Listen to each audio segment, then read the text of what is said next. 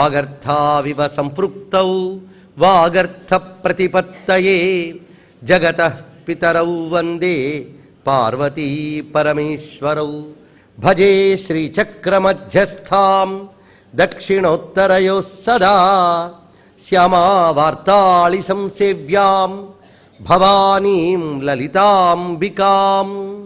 నమో మహద్భ్యో ఋషిభ్యో గురుభ్యో నమః. అష్టమూర్తి. ఇప్పుడు సదసత్తులు కూడా అమ్మే గనక ప్రపంచంలో మనం చూస్తున్నవన్నీ 8. అందుకే అష్టమూర్తి అన్నమాట. ఈ అష్టమూర్తి తత్వం చాలా ముఖ్యమైన తత్వం. అందుకే అంత మహానుభావులు శంకర భగవత్పాల్ వారు వేదాంత తత్వాన్ని మొత్తం 9 శ్లోకాల్లో రంగరించి ఇదంతా మీకు బాగా పట్టాలి అంటే ఈశ్వరుని ఉపాసించాల్సిందే అన్నాడు. ఇక్కడ వేదాంత తత్వం అర్థం కావాలంటే ఈశ్వరుని ఉపాసించాలి. అయితే ఈశ్వరుడు అంటే ఎవరు? ఈశ్వరుడు అంటే ఎవరో కాదయ్యా, 8 మూర్తులు ధరించిన వాడిని ఈశ్వరుడు అంటారు. ఈ 8 మూర్తులు ఈశ్వరుడే అని తెలుసుకో. ఈ 8 మూర్తులు నీకు ఎప్పుడు కనబడుతున్నాయి. 8 మూర్తులు అందరికీ కనబడతాయట, కానీ ఇవి ఈశ్వరుడే అని తెలియట్లేదు. అది తెలుసుకోవాల్సింది. అందుకే అష్టమూర్తులు కనిపిస్తున్నాయి, అవి ఈశ్వరుడని అనిపించట్లేదు. కానీ కనిపించేది ఆయనేనా అనిపిస్తే అదే చాలు మనకి. ఇక్కడ ఎప్పుడైతే కనిపించేదంతా ఆయనే అని తెలిసిందో క్రమంగా కనిపించేదానికంటే అతీతుడైన వాడు కూడా తెలుస్తాడట. ఈ మాటే శంకరులు భూరంభాంసనిలో నిలోంబర మహర్నాథో హిమాంశు పుమాన్ ఇత్యాభాతి చరాచరాత్మక విధం యస్యైవ మూర్త్యష్టకం నాణ్యత్ కించన విద్యతే విమృశతాం యస్మాత్ పరస్మాత్ విభో తస్మై శ్రీ గురుమూర్తయే నమ ఇదం శ్రీ దక్షిణామూర్తయే అని ఆ మహానుభావుడు చిట్ట చివరికి పరిష్కారం ఏం చూపించాడంటే, సర్వవ్యాపకమైన ఈశ్వరతత్వాన్ని తెలుసుకోవాలి అంటే 8 మూర్తులుగానే వ్యాపించున్నాడు కదా, చేసుకో అన్నాడు. ఇక్కడ ఆ క్రమం అంతా ఇచ్చాడు. భూమి, నీరు, అగ్ని, వాయువు, ఆకాశము, సూర్యుడు, చంద్రుడు, క్షేత్రజ్ఞుడు. ఇది ఒక వరుస.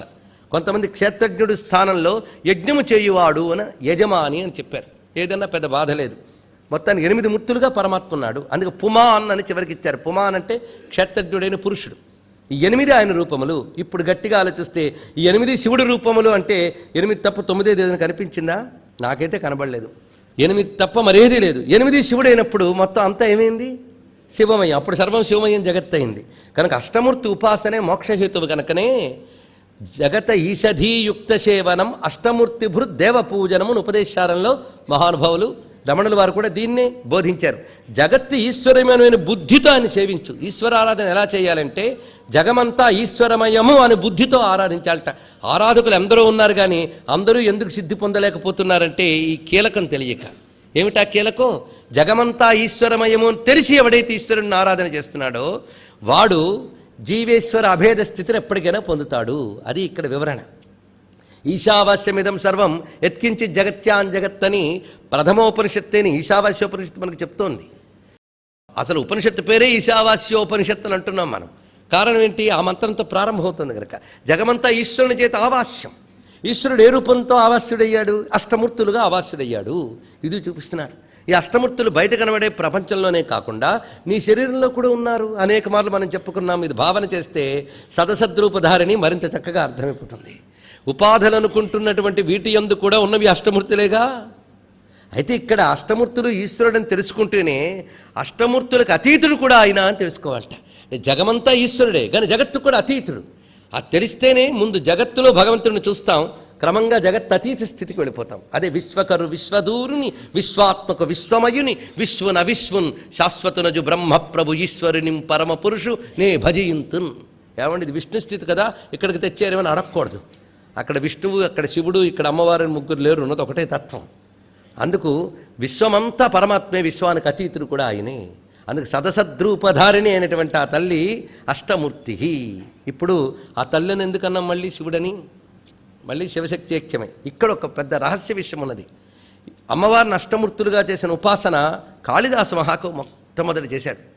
యా సృష్టి రాజ్యా భగత విధిహుతం యా హవిర్యాచ హోత్రి అని ప్రత్యక్షాభిప్రపన్నస్తనుభురవతి వస్తాభిరష్టాభిరీష అని అభిజ్ఞాన శాకుంతల నాటకంలో మొట్టమొదటి శ్లోకం అదండి. చూడండి, ఆ నాటకంలో ప్రథమంగా అందులో యా అని స్త్రీలింగ శబ్దమే వాడాడు. పరమేశ్వరుని యొక్క తనువులు మొత్తం 8.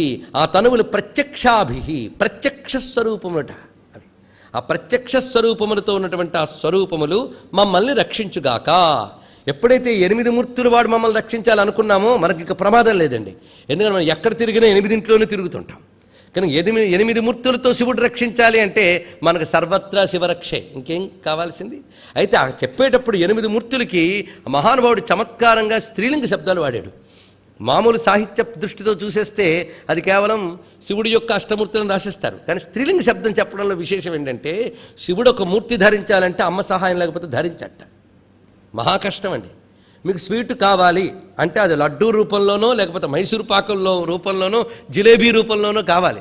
అంతేగాని మీకు ఇవన్నీ ఎవరు తెమ్మన్నారు నాకు స్వీట్ కావాలంటే ఎలా వస్తుందండి? ఆ రూపంలోనే రావాలి. అలాగే శివుడు మనకి కావాలి అంటే అమ్మ సహాయంతోనే రావాలి, లేకపోతే రాడు ఆయన. కనుక 8 రూపాయలు ఎవరివి? అమ్మవే అన్నాడు మహానుభావుడు. ఆయన మాత్రమే ఈ మాట అనగలిగాడు. ఎందుకంటే వాగర్థావివ సంపృక్తం అని శ్లోకం రాయగలిగినటువంటి మహాపురుషుడు కనుక కాళిదాస మహాకవి శ్రీ విద్యలో సిద్ధి పొందినవాడు, అది తెలుసుకోవాలి. అందుకని కుమార సంభవం కానీ రఘువంశం కానీ ఇవన్నీ కూడా శ్రీ విద్యా రహస్యములే. లేకపోతే ప్రత్యభిజ్ఞా సిద్ధాంతం తెలియకపోతే అభిజ్ఞాన సాకుతను అనగలడా? ఇవన్నీ ఆలోచించవలసినదే. ప్రత్యభిజ్ఞాయతే, ఇవన్నీ రహస్యములండి. ఆ పట్టుకుంటే మళ్ళీ కాళిదాసు కవిత్వం మీద పెద్ద ఉపన్యాసం అయిపోతుంది. ఇప్పుడు చాలు ఈ బరువే. మొత్తానికి ఆ మహానుభావుడు అక్కడ అష్టమూర్తి స్వరూపాన్ని అమ్మ రూపాలుగానే భావించాడు. కానీ అష్టమూర్తి అంటే అమ్మ అనుకుంటే తప్పేం లేదు. మరి మూక కవి గారిని ఒక్కసారి పలకరిస్తే అష్టమూర్తులు అమ్మేని తేల్చి పారేశాడు ఆయన. ధరణిమయీం తరణిమయీం పవనమయీం గగనదహన హోతృమయీం అంబుమయీం ఇందుమయీం అంబామనుకంపం అదిమామిక్షే అన్నాడు. ఇక్కడ ధరణిమయీం, ఆ ఈం పెట్టాడు చూడండి. ఇక్కడ ధరణిమయీం అంటే భూమి రూపం, తరణిమయీం సూర్యరూపం, పవనమయీం వాయురూపం, గగన దహన అగ్ని, హోతృ అంటే యజ్ఞం చేయవాడు, ఇందుకు చెప్పుకున్న క్షేత్రుడు, హోతృమయీం, అంబుమయీం జలమయీ, ఇందుమయీం 8 అయిపోయాయి, అంబాం అనుకంపం అదిమామిక్షే అని మొత్తం 8 మూర్తులుగా ఉన్న అమ్మవారి దయను నేను నమస్కరిస్తున్నాను అని మోక్షకవి ఆ విధంగా భావన చేశాడు. కానీ అష్టమూర్తులు ఎవరివి? అమ్మవి. అందుకే అష్టమూర్తి. ఇప్పుడు అష్టమూర్తి స్వరూపాన్ని గురించి భావన చేస్తే శివుడుకున్న అష్టమూర్తుల పేర్లు ఒక్కసారి తలంచుకుంటే భవుడు, శర్వుడు, ఈశానుడు, పశుపతి, రుద్రుడు, ఉగ్రుడు, భీముడు, మహాదేవుడు. ఇవి పూజా విధానాన్ని అనుసరించి చెప్పుకున్నాం. భవాయ దేవాయ నమః, శర్వాయ దేవాయ నమః అని ఆ విధానంలో అనుసరించి చెప్పుకున్నాం. లేకపోతే భూమి నీరు అని చెప్పాలంటే శర్వాయ క్షితిమూర్తయే నమః, భవాయ జలమూర్తయే నమః. శివలీలా మహాయజ్ఞంలో ఇవన్నీ చెప్పుకున్నవి గుర్తుండుంటాయి మీకు. అయితే ఇక్కడ అష్టమూర్తి చెప్పినవి ఎందుకు చెప్పుకున్నామంటే ఈ అష్టమూర్తులుగా ఉన్న శివులకు పత్నులుగా ఉన్న అమ్మవారి పేర్లు తెలుసుకోవాలి. ఇక్కడ అష్టమూర్తులుగా చెప్పబడుతున్నటువంటి ఆ శర్వ భవ ఆ 8 మందికి వరుసగా అమ్మవారు కూడా 8 పేర్లతో ఉన్నట్ట. ఆయనకి 8 పేర్లు ఉంటే ఆవిడికి మాత్రం ఉండకూడదు. కనుక ఆయన ఏ పేరు ధరిస్తే ఆ పేరుకు తగ్గ మరో పేరుతో ఆవిడ ఉంటుందట. ఏ రూపం ధరిస్తే ఆ రూపానికి తగ్గట్టు ఉంటుంది. అష్టమూర్తుల పత్నుల పేర్లు ఒక్కసారి తలంచుకుంటే అష్టమూర్తి మరింత న్యాయం అవుతుంది మనకి. ఆ పేర్లు ఒక్కసారి సుకేశి, సోమ, స్వాహ, పరశివ, అదితి, సువర్చల, దీక్ష, రోహిణి. ఇవి అమ్మవారి యొక్క 8 పేర్లు. 8 పేర్లకి మనం నమస్కారం చేసుకొని అదేవిధంగా మనకి భగవద్గీతలో భూమిరాపౌనలో వాయు ఖమ్మనో బుద్ధిరేవచ అహంకార ఇతీయమ్మే భిన్నా ప్రకృతి రష్టధా అని సదసద్రూపధారణైనటువంటి ప్రకృతి అంతా కూడాను భూమిరాపౌనలో వాయు ఖం అక్కడ వరకు పంచభూతాలు అయిపోయాయి. మనోబుద్ధి అహంకారం ఎన్నయ్యే 8. 8 అష్టమూర్తులు అన్నాడు. మరి ఎందుకు చెప్పిందని దీనికి కొంచెం కన్ఫ్యూజన్ ఉంది కదా. ఏమీ లేదండి. మనోబుద్ధి అహంకారం ఈ 3 బయటకు తీయండి. ఇంత పంచభూతాలు కామనే. మనోబుద్ధి అహంకారం దగ్గర మనస్సుకు చంద్రుడు, చంద్రమా మనసో జాత. బుద్ధి దృష్టికి సంబంధించిన కనుక సూర్యుడు. ఇక అహంకార అదే పుమాన్ జీవ చైతన్యం. అక్కడిది ఇక్కడిది ఒకటే. మొత్తం అష్టమూర్తి అంటే ఇది. అంతేకాదు శక్తి రహస్యంలో అమ్మవారి యొక్క 8 మూర్తుల గురించి ఒకటి చెప్పారు. ఇవన్నీ తెలుసుకోవాల్సినవి. అంటే 8 మూర్తుల్ని కానీ ఉపాసన చేస్తే వాడికి మనకి భగవద్గీతలో భూమిరాపౌనలో వాయు ఖమ్మనో బుద్ధిరేవచ అహంకార ఇతీయమ్మే భిన్నా ప్రకృతి రష్టధా అని సదసద్రూపధారణైనటువంటి ప్రకృతి అంతా కూడాను భూమిరాపౌనలో వాయు ఖం అక్కడ వరకు పంచభూతాలు అయిపోయాయి. మనోబుద్ధి అహంకారం ఎన్నయ్యే 8. 8 అష్టమూర్తులు అన్నాడు. మరి ఎందుకు చెప్పిందని దీనికి కొంచెం కన్ఫ్యూజన్ ఉంది కదా. ఏమీ లేదండి. మనోబుద్ధి అహంకారం ఈ 3 బయటకు తీయండి. ఇంత పంచభూతాలు కామనే. మనోబుద్ధి అహంకారం దగ్గర మనస్సుకు చంద్రుడు, చంద్రమా మనసో జాత. బుద్ధి దృష్టికి సంబంధించిన కనుక సూర్యుడు. ఇక అహంకార అదే పుమాన్ జీవ చైతన్యం. అక్కడిది ఇక్కడిది ఒకటే. మొత్తం అష్టమూర్తి అంటే ఇది. అంతేకాదు శక్తి రహస్యంలో అమ్మవారి యొక్క 8 మూర్తుల గురించి ఒకటి చెప్పారు. ఇవన్నీ తెలుసుకోవాల్సినవి. అంటే 8 మూర్తుల్ని కానీ ఉపాసన చేస్తే వాడికి పరిపూర్ణమైన అనుగ్రహం లభిస్తుంది అని చెప్తారు. అది లక్ష్మీర్ మేధా ధరా పుష్టి గౌరీ తుష్టి ప్రభా ధృతి ఏతాభిపాహి తనుభి అష్టాభిర్మాం సరస్వతి. సరస్వతి అంటే ప్రాణశక్తి సరస్వతి. వేదం ప్రకారంగా ప్రాణశక్తి సరస్వతి. అంటే మీరు లలిత లలిత అంటూ మళ్ళీ సరస్వతి అన్నారేమిటి అనద్దు. సరస్వతి అంటే ప్రవహించున్నది అని అర్థం. ప్రాణశక్తి ఆవిడ. ఆ సరస్వతి 8 రూపాలతో నన్ను అనుగ్రహించుగా కాని శ్లోకం. ఇది నిజంగా ఎవరైనా సాధనగా కూడా చేసుకోవచ్చండి. 8 రూపములు. లక్ష్మీ మేధ ధర. తెలుస్తుంది ధర అంటే ఏది? భూదేవి. అంటే ధరించే శక్తి అని కూడా అర్థం తెచ్చుకోవచ్చు. పుష్టి గౌరీ తుష్టి ప్రభ ధృతి. ఇవి మొత్తం 8 స్వరూపాలట. ఈ 8 స్వరూపములతో నన్ను అమ్మ కాపాడుగాక. అంటే మనకి 8 కావాలి. లక్ష్మి కావాలి, అక్కర్లేదని ఎవరంటారు?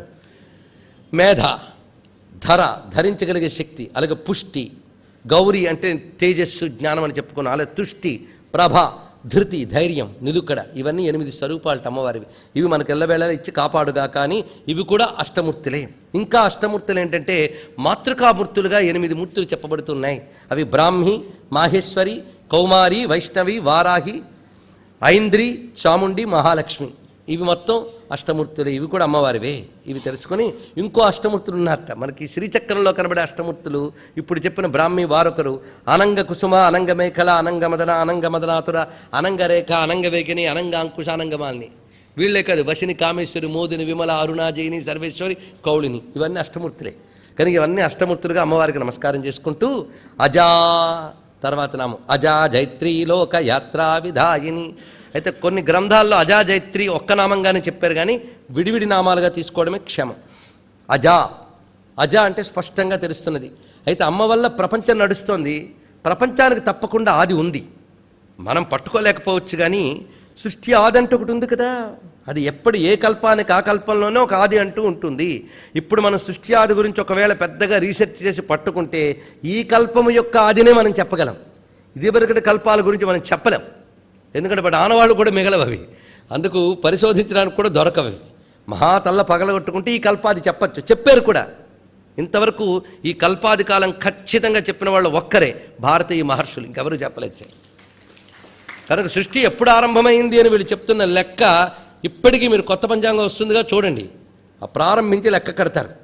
అక్కడి నుంచి ఇప్పటి వరకు ఎన్ని వచ్చాయి. ఇప్పుడు మనకు ఆఖరికి ఇప్పుడు నడుస్తున్న కల్పం పేరు కూడా చెప్పేశారు, శ్వేతవరాహ కల్పే. అక్కడి నుంచి ఎన్ని వచ్చాయో మొత్తం లెక్కలున్నాయి. ద్వితీయ పరార్థే ఆ బ్రహ్మగారికి సెకండ్ హాఫ్ నడుస్తుందట, అంటే 50వ పళ్ళు పడ్డాడని చూపిస్తున్నారు అప్పుడే ఆయనకి. అంత చక్కటి లెక్కిచ్చారు. పంచాంగం తీసుకుని జాగ్రత్తగా చూస్తే తెలుస్తుంది. అయితే ఏదండి వీళ్ళందరూ ఊహలని వీళ్ళు అన్నారు. ఇప్పుడు తెలుసుకుంటున్నారు ప్రపంచమంతా. సరిగ్గా మనకిప్పుడు అధునాతన సాంకేతిక పరికరాలతో పరిశీలించి సృష్టి ఆరంభ కాలాన్ని ఏది లెక్క కట్టి చెప్పారో అది సరిగ్గా భారతీయ పంచాంగం చెప్పిన లెక్కకు మాత్రమే సరిపోతుందండి. ఇది ఆశ్చర్యకరం. ఈ మాట సరిగ్గా కొన్ని దశాబ్దాల క్రితం కీరో అనేటువంటి ఒక గ్రీక్ జ్యోతిష్ శాస్త్రవేత్త ఒప్పుకుని అంటాడు, అత్యంత సూక్ష్మకాలం నుంచి మహాకల్పం వరకు లెక్క కట్టిన భారతీయుల జ్యోతిర్విజ్ఞానం ముందు, వాళ్ళ యొక్క గణిత శాస్త్రం ముందు ప్రపంచంలో ఏ ఒక్కరూ సరిపోరని. దీని గురించి డాక్టర్ జి గ్రెక్ అనేటువంటి మహానుభావుడు ఈ మధ్య ఒక వ్యాసం రాశాడండి. మీరు వెతికి పట్టుకోవచ్చు ఎంత స్పష్టంగా రాశాడో జ్యోతిష్ శాస్త్రంలో భారతీయ కాలమానం యొక్క ప్రామాణికత. ఇంకా గట్టిగా మరొకటి, ఇవన్నీ ఇక్కడ సూచన ఎందుకు ఇస్తున్నామంటే యువతరం చాలా శ్రద్ధతో కూర్చుంది, వాళ్ళు పరిశోధించితే తెలుస్తుంది. పై ఇక్కడ ఫలానా మహర్షి అని చెప్పాడనే కంటే ఇప్పుడు అక్కడ మహర్షులు ఏం చెప్పారో తెలుసుకుంటే మరింత శ్రద్ధ పెరుగుతుంది. ఈ మధ్య గాడ్స్ సేజెస్ అండ్ కింగ్స్ అని ఒక పుస్తకం వచ్చింది, డాక్టర్ డేవిడ్ ఫ్రాలే అని ఆయన రాశాడు. ఇప్పుడు చదవండి అది. అందులో రాస్తాడు, ప్రపంచం మొత్తం మీద ఇప్పుడు ఏదైనా జ్ఞానం అని కనబడుతుంటే వాటన్నిటికీ తల్లి ఏది అంటే భారతీయ హిమవత్ పర్వత ప్రాంతాల నుంచి జనించిన వేద విజ్ఞానమే తల్లి అని ప్రమాణాలతో రాశాడు. ఊరికనే కాదు, రీసెర్చ్ చేసి మరీ రాశాడు. ఈ మాట 1893లో స్వామి వివేకానంద మొట్టమొదటి షికాగోలో ఎక్కినప్పుడు నేను హిందూ మతం తరపున వచ్చాను, హిందూ మతం అంటే the mother of all religions అన్నాడు. ఒకటే మాట. ఎంత ధైర్యంగా అన్నాడో ఒకసారి గుర్తుపెట్టుకోండి. మనం ఎక్కడ ఎలాంటి ప్రాచీన సనాతన శాశ్వత ధర్మంలో కూర్చుని పరాయి మతాల వైపు నోరు వెళ్ళబెట్టుకు కూర్చుంటున్నామో వాళ్ళని బుజ్జగించడానికి నాయకులు దుర్మార్గపు రాతలతో రోడ్లని నింపేస్తున్నారో అలాంటి రోజులు సంధిలో కూర్చుని ఇవన్నీ కూడా కుహనా మతాలు, అసలైన సనాతన ధర్మం మనది అని ఘోషిస్తూ ఉన్నాం. ఆనాడు వాళ్ళ మధ్యలో ఘోషించిన వివేకానంద మాట ఆధారంగా ఈ ఆర్తిని అర్థం చేసుకోండి. మొత్తానికి ఇక్కడ ఈ కాల విషయం గురించి ఆలోచించినప్పుడు ఇవన్నీ అనిపిస్తాయి. అందుకు అష్టమూర్తి రజాజైత్రి అన్నప్పుడు ఈ కల్పం యొక్క ఆదిని మనం చెప్పగలం. కానీ సమస్త జగత్తు యొక్క ఆది ఎన్ని కల్పాల నుంచి జరుగుతోంది ఎవరూ చెప్పలేరు. కనుక ఈ కల్పపాది చెప్పగలం. కనుక ఈ జగత్తు ఏ శక్తి చేత నడుస్తుందో ఆ శక్తి యొక్క ఆదిని ఎవరూ నిర్ణయించలేరు. కనుక అజా, జా అంటే పుట్టుక, అజా అంటే పుట్టుక లేనిది అని అర్థం. అమ్మకు పుట్టుక ఏమిటండి? ఈ అజా అనే మాట రెండిటి పరంగా వాడబడింది వేదంలో. ఒకటి అజా అంటే బ్రహ్మము, పరబ్రహ్మమును కూడా అజా అంటారు. అంటే ఆయనకి పుట్టుక లేదు. మాయకు కూడా అజా అని పేరుందండి.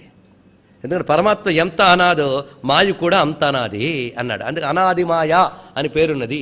అజాం ఏకాం లోహిత శుక్ల కృష్ణాం అని వర్ణన మనకున్నది. అజాం ఏకాం లోహిత శుక్ల కృష్ణాం. లోహిత శుక్ల కృష్ణ అనే శబ్దములకు ఎరుపు, తెలుపు, నలుపు అంటే రజోగుణం, సత్వగుణం, తమోగుణం అని వ్యవహారంతో చెప్తూ అజామేకాం అని సాంఖ్యులు వ్యాఖ్యానం చేశారు మాయాశక్తిని. అయితే ఉపనిషత్ ప్రకారంగా చూస్తే మరొక అర్థం ఉన్నదండి. ఈ జగత్తులో పంచభూతాలు మనం చెప్తున్నా కనబడే భూతాలు మూడేట. ఏమిటది? భూమి, నీరు, వాయువు. భూమి, నీరు, అగ్ని. వాయు, ఆకాశాలు కనబడవు మనకి. కనుక ఆ రెండు సూక్ష్మములు భూమి, నీరు, అగ్ని కనబడతాయి. మన బతుకు కూడా మూడింటి యందు ఆధారపడి ఉన్నాయట. దీన్నే వేదం తేజోబన్నములు అందండి. ఉపనిషత్తుల్లో చెప్పారు తేజోబన్నములు. తేజోబన్నం అంటే అది స్పష్టమైన తేజస్సు, అప్, అన్నం. తేజస్సు అంటే అగ్ని, అప్ అంటే జలం, అన్నం అంటే భూతత్వం. ఇదే కదా ఈ మూడింటికి రంగులు చెప్పింది. తేజస్సు యొక్క రంగు ఎరుపు, జలము యొక్క రంగు తెలుపు, భూమి యొక్క అన్నవర్ణాన్ని నలుపుగా తీసుకుని చూపించారు ఇక్కడ. అందుకే అజామేకాం లోహిత శుక్ల కృష్ణాం అన్నప్పుడు తేజోబన్న రూపములో ఉన్న ఈశ్వరుని యొక్క శక్తి అని ఒక వ్యాఖ్యానం చెప్పారు. ఈ అజా వచ్చింది గనక అజామేకాం లోహిత శుక్ల కృష్ణాంకి రెండు రకాల అర్థాలు చెప్పుకోవచ్చు. సత్వరజస్తమో గుణాత్మిక అయిన మాయ గనక అక్కడ లోహిత శుక్ల కృష్ణాంకి అదర్థం. తేజోబన్న రూపములతో ప్రపంచాన్ని నడుపుతున్న పరమేశ్వర శక్తి గనక అజా, ఇది అర్థం. ఆ అజా ఏకా, అది అజామేకాం, అది అజా. అందుకు మాయాశక్తి ఆతల్లే, పరబ్రహ్మస్వరూపము ఆతల్లే. లోకాన్ని నిర్వహిస్తున్నది అంటే మాయాశక్తి అని చెప్పాలి. లోకానికి అతీత అంటే పరబ్రహ్మస్వరూపిణి అని చెప్పాలి. ఎలా చెప్పినా అజా అనే చెప్పాలి ఇక్కడ. అందుకు అజానామం రెండిటికి వ్యవహరింపబడుతున్నది. జైత్రి తర్వాతి మాట జైత్రి. జైత్రి అంటే జయశీల, జయము ఆవిడ స్వభావము, ఇది అర్థం. జయించడం ఆవిడ స్వభావం. ఆవిడ యుద్ధానికి బయలుదేరింది అంటే జయిస్తుందో లేదో చెప్పలేమండి, లేదు జయించి తీరుతుంది. మనం జయానామం దగ్గర విషయాన్ని వివరంగా చెప్పుకున్నాం, అది ఇక్కడ తెలుసుకోవాలి. అమ్మవారికి ఎప్పుడూ ఉత్సవాలేంట, ఎప్పుడూ ఉత్సవాలే. ఏమిటా ఉత్సవాలంటే జైత్రోత్సవాలు, విజయోత్సవాలు. అందుకే ఏడాదికోసారి విజయదశమి నాడు ఉత్సవాలు అమ్మవారికి. ఆవిడ ఉత్సవం పేరే విజయదశమి ఉత్సవం, విజయోత్సవం అని అంటూ ఉంటాం. అమ్మవారిది ఎప్పుడూ విజయమేనండి. అందుకే ఆవిడని తలంచుకున్న వాళ్ళకి ఎప్పుడూ విజయమే, వాళ్ళకి ఓటమి లేదు. ఎందుకంటే ఆవిడ అపరాజిత. అందుకే జైత్రి అంటే ఎప్పుడూ విజయోత్సాహాలతోనే ఉంటుంది అమ్మవారు. విజయం అంటేనే గెలుపు, అన్నిటినీ మించి ఉండడమే విజయం. అమ్మ ఎప్పుడు అన్నిటినీ మించి ఉంటుంది కనుక ఆవిడ ఉత్సవాలకు ధోకా లేదు, ఎప్పుడు జరుగుతూనే ఉంటుంది. అందుకే ఆవిడ ఎప్పుడు జైత్రోత్సవ పరాయణ, అంత గొప్పగా ఆవిడకి జైత్రోత్సవములు జరుగుతుంటాయి. అందుకే జయశీల. ఇక్కడ అజా చైత్రి ఈ రెండింటిని మనం గ్రహించగలిగితే అమ్మ తన యొక్క అజా అయినటువంటి శక్తితో ఈ లోకాన్నంతటిని ఆక్రమించుకుని దీన్ని మించే ఉందిట. అందుకే ఆవిడెప్పుడు జైత్రి. అంతేకాదు తన భక్తులని అజ్ఞానాన్ని జయించేలాగా చేయగలదా తల్లి. అందుకు జైత్రి అంటే అజ్ఞానాన్ని జయించి ప్రకాశించే జ్ఞానస్వరూపిణి అని అర్థం కూడా చెప్పుకునే జైత్రి. లోకయాత్ర విధాయిని, ఈ మాట చాలా విశిష్టమైన మాట. యాత్ర అంటే ఒక నిరంతర ప్రయాణం, ఒక పద్ధతి కలిగినటువంటి ప్రయాణాన్ని యాత్ర అని అంటాం మనం. అలాగా లోకమంతా ఒక యాత్రే కాదా, సాగిపోతూనే ఉంది ఈ లోకయాత్ర అంతా. దీనికి ఒక విధానం ఉంది, ఒక పద్ధతి ఉంది. ఆ విధానాన్ని ఏర్పరిస్తేనే విధాయిని అని. ఏదో పిచ్చివాడి చేతి రాయిలా లేదండి ప్రపంచం. ఎప్పుడు కూడా ప్రపంచం అనేది ఇట్స్ నాట్ ఎన్ యాక్సిడెంట్. అందుకే నాస్తికుడంతో మూర్ఖుడు మరొకడు లేడన్నారు. ఎందుకంటే వాడు సరి అయిన రీజన్ చెప్పలేడు ప్రపంచానికి. శాస్త్రం సరిగ్గా చెప్పింది రీజన్. ఇది ఎలా తయారైంది అంటే సైంటిస్ట్ ఎక్కడో దగ్గర ఆగిపోతాడు, అక్కడ ప్రారంభమే పైతత్వం చెప్తుంది వేదాంతం.